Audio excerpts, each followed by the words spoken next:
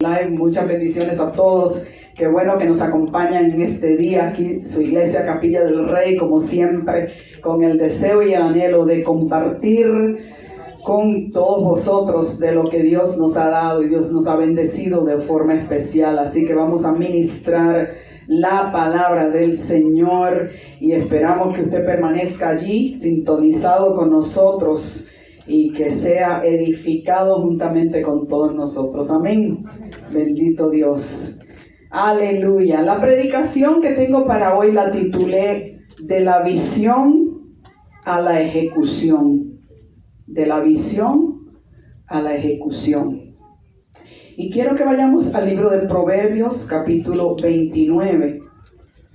Y vamos a leer el verso 18. Así que Proverbios, capítulo 29 y verso 18. Este verso que voy a leer está en nuestra casa. Cuando cumplimos el primer año de aniversario como congregación, nuestro pastor que vino de Miami les regaló este verso en una placa al pastor Germán. Y dice la placa: Lead with vision. Lidera con visión. Así dice la placa. Y estaba este proverbio, capítulo 29, versículo 18. La versión que voy a leer es la Reina Valera, pero luego les voy a dar la versión de la Biblia de las Américas, que tiene una versión mucho más acorde con la traducción al inglés que tengo en mi Biblia, porque tengo una Biblia bilingüe. Y dice así: sin profecía el pueblo se desenfrena, mas el que guarda la ley es bienaventurado. En la versión, la Biblia de las Américas dice: donde no hay visión, el pueblo se desenfrena, pero bienaventurado el que guarda la ley. Y me gusta más esa versión porque está más acorde con la versión que tengo en inglés, que dice: without vision, people run wild. Ahora, ¿qué es visión? Si vamos a lo físico, ¿verdad? Visión es una imagen clara de algo, ¿sí? Pero para el creyente, visión es una imagen clara de algo por adelantado. Por eso me parece interesante que el verso en la versión Reina Valera del 1960 dice: sin profecía. ¿Por qué? Porque muchas veces el llamado de Dios a los hombres de Dios venía a través de una profecía, y esa profecía lo que traía era una visión. Entonces podían entender: oh, esto es lo que Dios quiere. Y en lo natural, pues sabemos que visión es que nos permite saber por dónde vamos, ¿sí? Si usted no tuviera visión, ¿qué pasaría? Tropezaría con todo. Nos pasa a los que usamos espejuelos. En el caso mío, uso para ambos, de lejos y de cerca. Llegué a un momento en que ya no podía extender más el brazo para poder leer. ¿Recuerdan eso? Que uno extendía el brazo. Le llamaban el síndrome del brazo largo a este tipo de ceguera. Y sin embargo, en el Señor, esa visión es la que nos lleva por el camino o hacia la meta que el Señor ha establecido por nosotros, sí, saber conocer esa visión. Así que quiero que vayamos al libro de Esdras. Hace muchos años el pastor Germán trajo una predicación allá en nuestra congregación en Puerto Rico, basado en el libro de Esdras, y resaltó un versículo muy particular que yo también quiero resaltar. Por supuesto, en aquella ocasión el mensaje iba dirigido, ¿verdad?, por tal vez no necesariamente distinto al mío, pero por eso pues esta predicación tal vez a él no le parezca nada a lo que él predicó en aquellos años.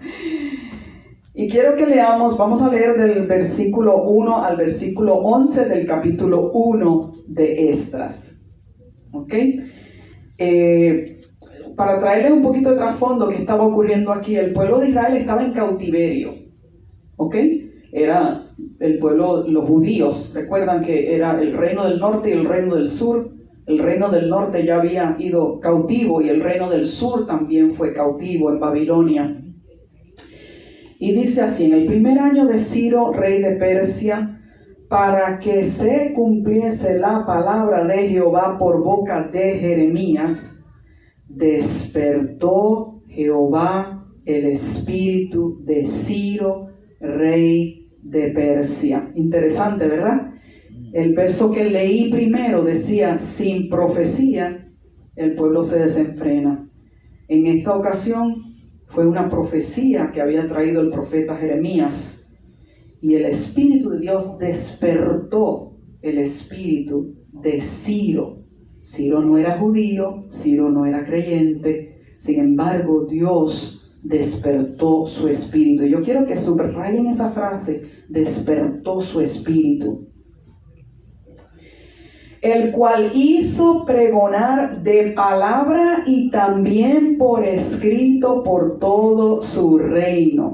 Eso significaba que iba con toda autoridad y con toda intención lo que él estaba decretando, diciendo: así ha dicho Ciro, rey de Persia: Jehová, el Dios de los cielos, me ha dado todos los reinos de la tierra, y me ha mandado que le edifique casa en Jerusalén, que está en Judá. ¿No le parece interesante? Un hombre que no era judío, no conocía a Dios, había oído del Dios de los judíos y reconocía que por él, como decía la hermana Gloria hace un rato, la soberanía de Dios nosotros recibimos con gratitud, sin quejarnos, todo lo que Él determina para nosotros. Así que por soberanía de parte de Dios le fue dada esta palabra de que Él construyese el templo de Jerusalén. Quien haya entre vosotros, estoy leyendo en el 3, quien haya entre vosotros de su pueblo, sea Dios con él, y suba a Jerusalén que está en Judá, y edifique la casa a Jehová Dios de Israel. Él es el Dios, dice en paréntesis, la cual está en Jerusalén. Bien, que está reconociendo la autoridad divina. Y a todo el que haya quedado en cualquier lugar donde more, ayúdenle los hombres de su lugar con plata, oro, bienes y ganados, además de ofrendas voluntarias para la casa de Dios, la cual está en Jerusalén. Entonces se levantaron los jefes de las casas paternas de Judá y de Benjamín, y los sacerdotes y levitas, todos aquellos, y repite la frase, cuyo espíritu despertó Dios para subir a edificar la casa de Jehová, la cual está en Jerusalén. Y todos los que estaban en sus alrededores les ayudaron con plata y oro, con bienes y ganado, y con cosas preciosas, además de todo lo que se ofreció voluntariamente. Y el rey Ciro sacó los utensilios de la casa de Jehová, que Nabucodonosor había sacado de Jerusalén, y los había puesto en la casa de sus dioses. Los sacó pues Ciro, rey de Persia, por mano de Mitrídates, de Sorero, el cual los dio por cuenta a Sesbazar, príncipe de Judá. Y esta es la cuenta de ellos: 30 tazones de oro, 1000 tazones de plata, 29 cuchillos, 30 tazas de oro, otras 410 tazas de plata y otros 1000 utensilios. Todos los utensilios de oro y de plata eran 5400. Todos los hizo llevar Sesbazar con los que subieron del cautiverio de Babilonia a Jerusalén. ¿No le parece impresionante? Un hombre a quien Dios despertó su espíritu y comprendía la soberanía divina y el propósito de ese pueblo de Dios. Así que vemos ahí que tener visión es despertar de Dios. ¿Sí? Tener una visión es que Dios despierta nuestro espíritu. Los agentes de bienes raíces dicen que hay una forma casi segura de saber si el cliente va a comprar una casa o no. Y tal vez ustedes saben de qué se trata. Según ellos, el que va a comprar la casa visualiza cómo va a colocar sus muebles y asigna mentalmente las habitaciones. ¿Sí? ¿Le ha pasado que usted fue a comprar una casa y pensó, esta es, y este va a ser el cuarto de fulano, y este es el otro cuarto de fulana, y aquí voy a poner la mesa del comedor, y aquí voy a poner la mesita y el cuadro aquí, ¿verdad? Uno se lo imagina, lo visualiza. Eso es tener visión. Recuerden que dije que es ver por adelantado algo. Cuando Dios despertó nuestro espíritu para movernos a la Florida, comenzó con un sueño y luego una palabra.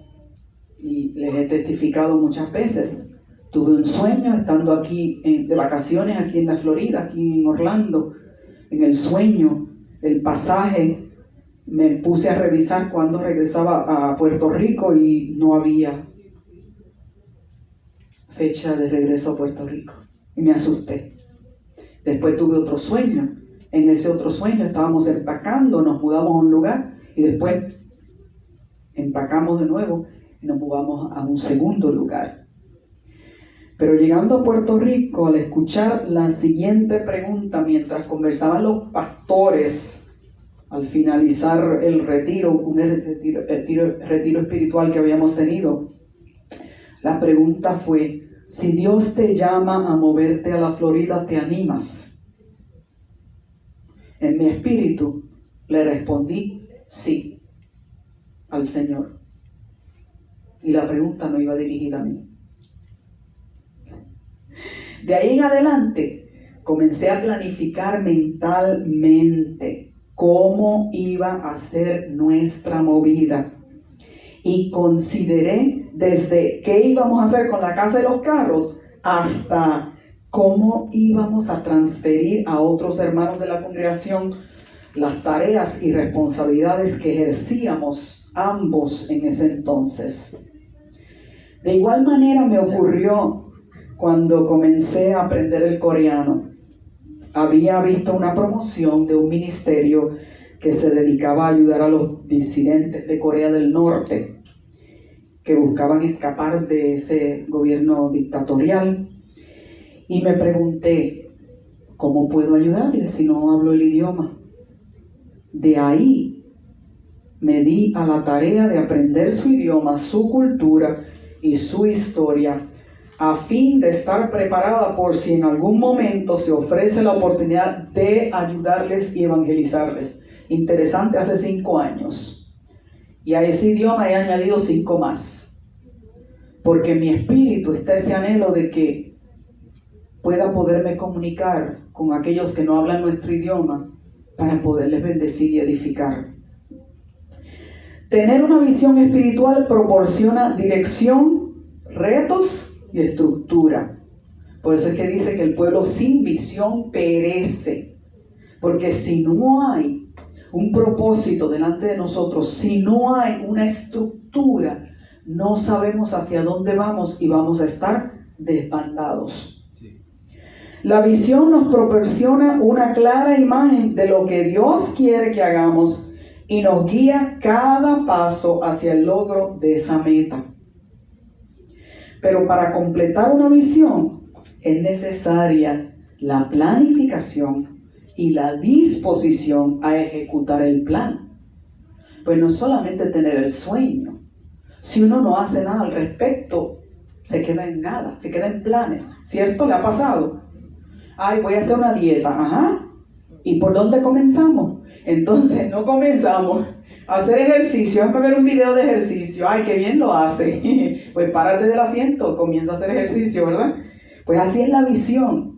Tenemos que estar dispuestos a ejecutarla, no solamente a conocerla y conocer el propósito de que Dios tiene para con nosotros, sino ejecutarlo. Así que vamos a ver un hombre que no solamente tuvo una visión, sino la ejecutó. Ahora vamos al libro de Nehemías. Y Nehemías, el libro de Nehemías le sigue al libro de Esdras. O sea, primero fue reconstruido el templo de Jerusalén y luego los muros de la ciudad. Y pensaba esta mañana mientras preparaba el mensaje que muchas veces la visión viene, dijimos que a través de una profecía, y muchas veces viene a través de ver la necesidad. Hace muchos años alguien dijo, no recuerdo quién fue, dijo, la necesidad es un llamado. ¿No le ha pasado que usted ve una necesidad de algo y usted siente, y yo soy la llamada a hacerlo? Así dijo Isaías. ¿A quién envío? Dijo Jehová. Isaías vio la necesidad. ¿Y cómo le respondió al Señor? Heme aquí, envíame a mí. Yo voy. Así que la necesidad muchas veces se convierte en un llamado, y ese me parece que fue el caso de Nehemías. En Nehemías voy a leer porciones salteadas, no voy a leer todo el capítulo, no se preocupen, no me voy a extender mucho más. Después de las 2 de la tarde no hay problema. Sobre todo para los que estuvieron aquí a las 10 de la mañana para la escuela bíblica, no se preocupe que no me voy a extender. Así que vamos al libro de Nehemías, y quiero leer primero los versículos 1 al 4 del capítulo 1. Este recuento, ¿verdad?, de los sucesos lo conocemos muy bien, lo hemos leído, estudiado, predicado acerca de esto en muchas ocasiones, pero quiero enfatizar algunas cosas. Dice así, capítulo 1, versículos 1 al 4 del libro de Nehemías. Palabras de Nehemías, hijo de Acalías. Aconteció en el mes de Quisleu, en el año 20, estando yo en Susa, capital del reino, que vino Hanani, uno de mis hermanos, con algunos varones de Judá, y les pregunté por los judíos que habían escapado, que habían quedado de la cautividad, y por Jerusalén. Y me dijeron, el remanente, los que quedaron de la cautividad, allí en la provincia están en gran mal y afrenta, y el muro de Jerusalén derribado, y sus puertas quemadas a fuego.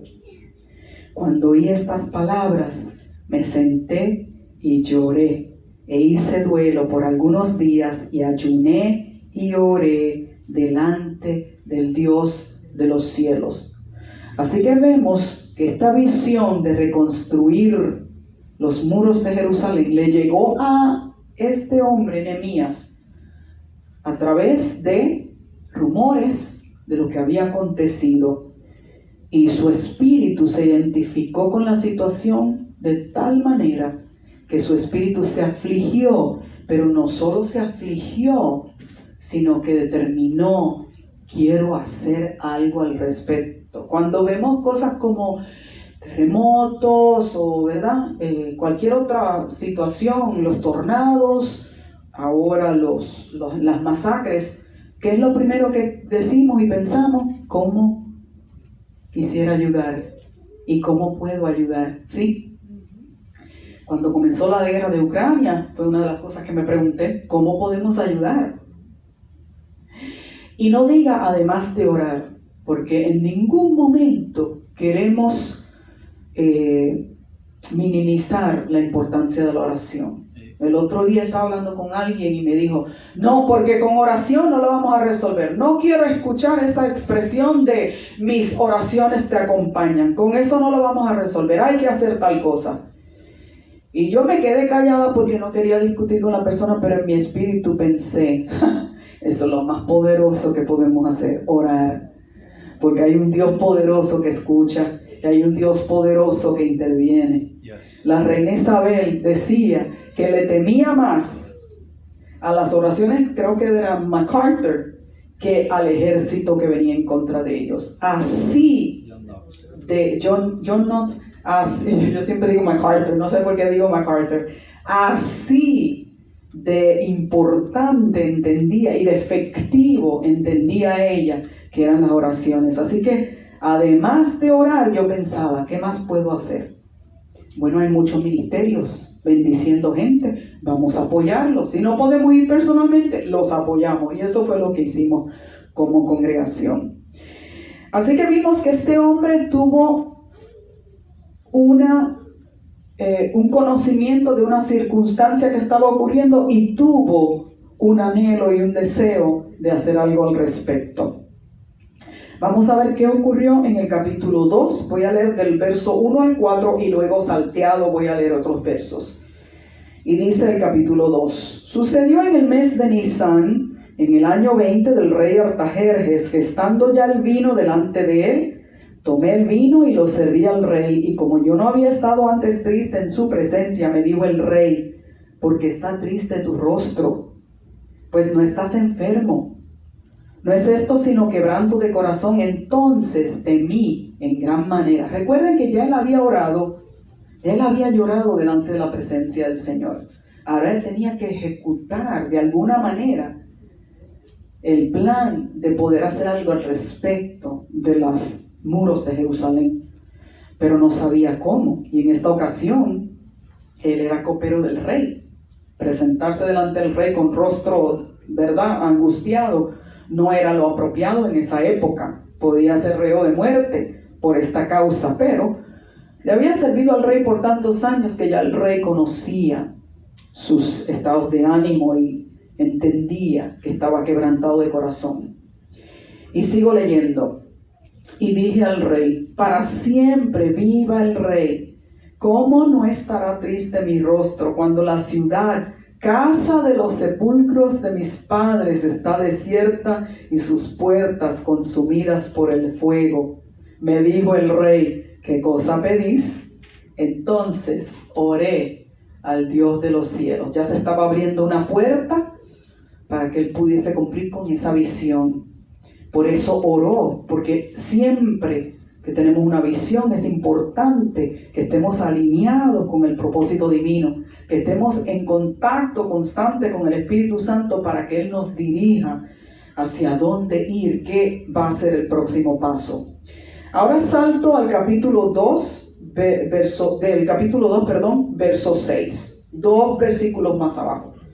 Entonces el rey me dijo, y la reina estaba sentada junto a él: ¿cuánto durará tu viaje y cuándo volverás?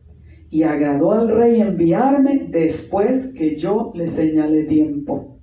Y vamos viendo que esa visión ya estaba corriendo, la ejecución de esa visión. Vamos al 8 de ese mismo capítulo 2. Y carta para Asaf, guarda del bosque del rey, para que me dé madera para enmaderar las puertas del palacio de la casa, y para el muro de la ciudad y la casa en que yo estaré. Y me lo concedió el rey según la benéfica mano de mi Dios sobre mí. Y me impresiona que cuando Dios da una visión, Dios respalda. Vimos en el caso de Esdras que el mismo rey Ciro determinó: ok, le vamos a dar oro y le vamos a dar plata y le vamos a devolver todos los utensilios, y voy a enviar cartas no solamente de palabras sino por escrito, que se sepa que yo he decretado que el templo de Jerusalén va a ser reconstruido y el pueblo de Israel va a poder regresar a su tierra y desde allí servir y adorar a Dios. En esta ocasión vemos a este otro rey que le está diciendo: ok, ¿qué necesitas? ¿Qué pides? ¿Cuáles son los recursos que tú vas a necesitar para ejecutar esta visión que el Señor te ha dado, este plan, este propósito? Porque eso es lo que es una visión. Ahora quiero que vayamos al 2:11 y voy a leer hasta el 18. Llegué pues a Jerusalén, y después de estar allí 3 días, me levanté de noche, yo y unos pocos varones conmigo, y no declaré a hombre alguno lo que Dios había puesto en mi corazón que hiciese en Jerusalén, ni había cabalgadura conmigo excepto la única en que yo cabalgaba. Recuerdan que les dije que para que una visión pudiese ser completada era necesaria la planificación y la disposición a ejecutarla. Así que él hizo inventario, él fue e hizo inventario. Y dice en el 14, salté uno, ¿verdad? Salté el 13. Y salí de noche por la puerta del valle hacia la fuente del dragón y a la puerta del muladar, y observé los muros de Jerusalén que estaban derribados y sus puertas que estaban consumidas por el fuego. Así que él fue viendo, ok, esta hay que arreglar y esta otra también hay que arreglarla. Pasé luego a la puerta de la fuente y al estanque del rey, pero no había lugar por donde pasase la cabalgadura en que iba. Y subí de noche por el torrente y observé el muro y di la vuelta y entré por la puerta del valle y me volví. Y no sabían los oficiales a dónde yo había ido, ni qué había hecho, ni hasta entonces lo había declarado yo a los judíos y sacerdotes, ni a los nobles y oficiales, ni a los demás que hacían la obra. Les dije pues: vosotros veis el mal en que estamos, que Jerusalén está desierta y sus puertas consumidas por el fuego. Venid y edifiquemos el muro de Jerusalén y no estemos más en oprobio. Entonces les declaré cómo la mano de mi Dios había sido buena sobre mí, y asimismo las palabras que el rey me había dicho, y dijeron: levantémonos y edifiquemos. Así esforzaron sus manos para bien. Yo no sé si a usted le impresionó lo mismo que a mí, pero a mí me impresionó que él, calladito, él tenía la visión, pero no empezó: yo tengo esta visión.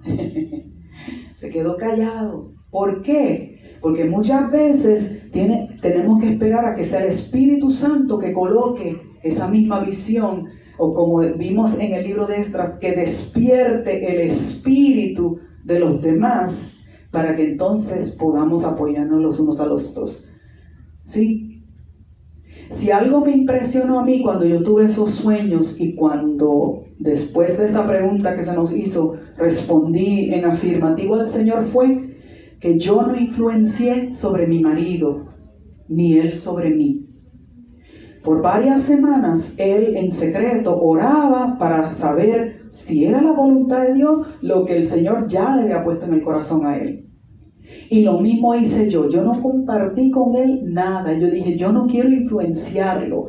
Si este llamado es de Dios, Dios se lo va a poner en el corazón tanto a él como me lo puso a mí.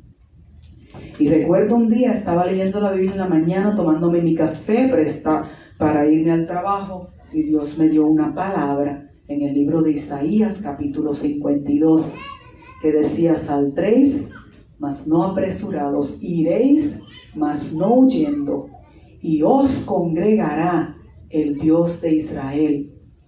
Cuando el Señor me dio esa palabra de confirmación, solo entonces la compartí con mi esposo, y ahí entonces él sintió la confirmación del Señor, y ya entonces juntos nos apoyamos para tomar esta nueva jornada en nuestra vida como creyentes, de mudarnos de nuestra ciudad, de nuestro país, y comenzar la obra del Señor en otro lugar. Tener una visión, y quiero decir esto antes de continuar con eso que estaba diciendo. Nehemías hizo inventario y luego asignó tareas. De la visión a la ejecución, a pesar de la oposición, tomó 52 días. Tiempo récord en que repararon los muros de Jerusalén. Tener una visión es el proceso de reconocimiento del propósito para el cual Dios nos ha traído a su reino, y es entender y reconocer nuestra participación en su plan. Porque si nosotros no pensábamos: yo estoy incluida en ese plan, no nos vamos a integrar. Siempre digo, el que siente sentido de pertenencia hace cosas a favor de eso de lo cual se siente que pertenece. Y quiero explicar eso un poquito. Cuando mis estudiantes sentían que ellos eran parte de nuestro salón, ellos tomaban responsabilidades. Mientras no sentían que pertenecían, no asumían responsabilidades. Y lo interesante era que tan pronto entendían que pertenecían y asumían responsabilidades, lo hacían con tal fidelidad que me impresionaba. Yo les asignaba tareas. Tenía un afiche en la pared. Ahí les asignaba tareas por semana. Esta semana le va a tocar a fulano hacer tal cosa y al otro tal cosa. Todas las semanas. Y a mí me daba hasta risa, porque uno era el line leader y tenía que estar pendiente, el line leader, el que dirigía la fila, ¿verdad? Y tenía que estar pendiente de quién estaba o jugando en la fila o alborotando en la fila, y usted se paraba con la notita que yo les daba. Y ahí, fulano, se paraban y ponían la mano en la cintura con autoridad, métete en la fila. Y a mí me daba una risa porque yo decía, wow, lo que hace el sentido de pertenencia. Cuando nos sentimos que pertenecemos a algo, que sentimos que somos parte de esa visión, hacemos sin que nos tengan que mandar. ¿Recuerdan el proverbio de las hormiguitas? Que no tienen gobernante, ¿qué dice? No recuerdo exactamente, estoy parafraseando. Sin embargo, ejecutan su labor. Todas tienen un propósito, todas tienen una meta en común y la ejecutan y lo logran. Así que sin visión no podemos ver más allá de nuestras circunstancias. No tener visión es como navegar sin una brújula o como caminar en una noche sin lámpara, dijo el pastor Joe Rios. Cuando se tiene una visión, los obstáculos son molidos, los gigantes son vencidos y los recursos son adquiridos. ¿Sí? Así que Nehemías y Esdras vencieron todos los obstáculos porque ambos enfrentaron obstáculos. Había gente que se preguntaba si era verdad que el rey Ciro había dicho que sí, que podían reconstruir a Jerusalén. Y demoró, creo que fueron 2 reyes más, hasta que por fin, creo que fue el rey Darío, por fin entonces se reconstruyó por completo los muros, el templo de Jerusalén.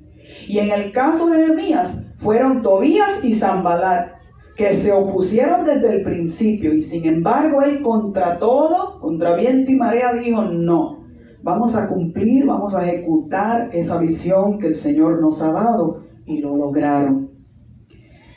Así que sin visión el pueblo perece. Vamos a orar al Señor y pedirle: Señor, ayúdame a entender tu visión. ¿Sí? En el caso de Elías, su siervo estaba dudando de lo que Dios quería, Eliseo, su siervo estaba dudando de lo que quería el Señor hacer. Y él le dijo: Señor, abre sus ojos. Mi oración hoy es: Señor, despierta nuestro espíritu, para que veamos tu visión, ejecutemos tu obra. Eso es lo que queremos, eso es lo que anhelamos, y hacia ello vamos. Amén. ¿Cuántos le dicen al Señor: estoy dispuesto? Amén. Pero mire, dispuesto de que pone manos en el arado, dispuesto de que siente que este ministerio es tan suyo como es nuestro. A veces nos preguntamos: pero ¿y qué pasa con los hermanos? Algunos hermanos que no se congregan, que no se involucran, que hay que estarles rogando. Mire, hermano, nunca nos hagamos de rogar, no le hagamos eso al Señor. No es al pastor, ni a la pastora, ni al grupo de líderes, ni al grupo de diáconos que se lo estamos haciendo, se lo estamos haciendo al Señor. Le estamos diciendo al Señor: no eres tan importante como para que yo te ceda mi tiempo, mis finanzas, mis recursos, mi talento. No eres tan importante. Pero nosotros somos de los que le decimos al Señor: sí eres. Nuestra vida eres tú, nuestro Rey eres tú, nuestro Señor eres tú, nuestro Pastor eres tú. A ti debemos la vida y la eternidad. Y si lo pensamos así, entonces nos disponemos en sus manos para ejecutar la visión que nos ha dado. Amén. Todos en pie, oramos al Señor. Padre, te agradecemos por tu palabra. Gracias, Señor, por los ejemplos que están en las Escrituras de cómo hombres y mujeres se entregaron a ti, Señor, a los cuales le diste una visión y ellos pudieron llevarla a cabo hasta completarla, Señor, sin titubear, aunque atravesaron tantas circunstancias adversas, tantos obstáculos, tantos retos. Sin embargo, se mantuvieron firmes y fieles en cumplir con tu llamado. Cuando pensamos en profetas tuyos que atravesaron por tanto, Dios, el vituperio, Señor, que han sufrido tantos que te han servido, Señor, pero todos porque tienen una visión en común, y esa es la de engrandecer tu reino, y ese es nuestro anhelo también.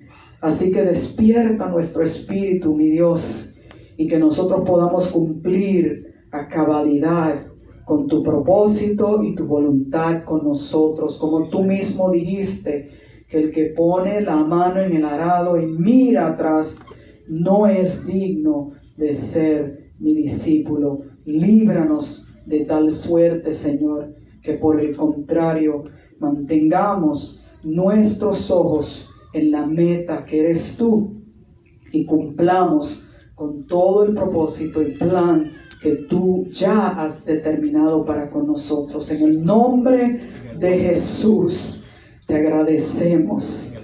Amén. Le da un aplauso a Jesús.